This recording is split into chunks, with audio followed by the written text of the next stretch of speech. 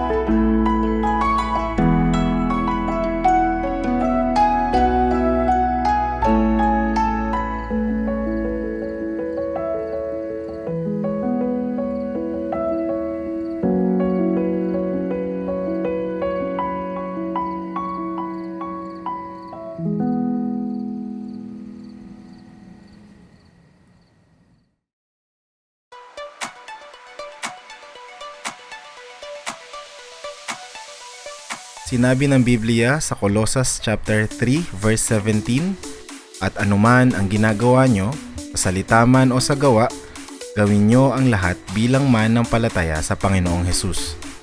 At magpasalamat kayo sa Diyos Ama sa pamamagitan niya."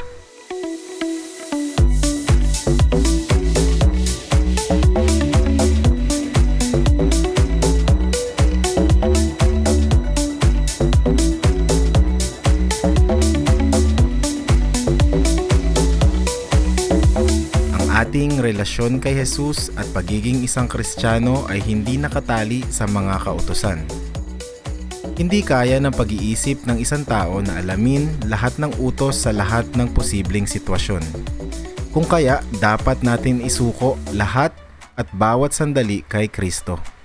Sa halip na mabuhay tayo sa pagsunod sa napakaraming mga utos, dapat tayong magpasakop sa Kanya. Ang lahat ng ating mga salita, iniisip at ginagawa ay gawin natin para sa Diyos, hindi para sa ating mga sarili. Higit sa lahat, maging mapagpasalamat sa Ama sa bawat panalangin sa pamamagitan ng pangalan ng ating Panginoong Hesus.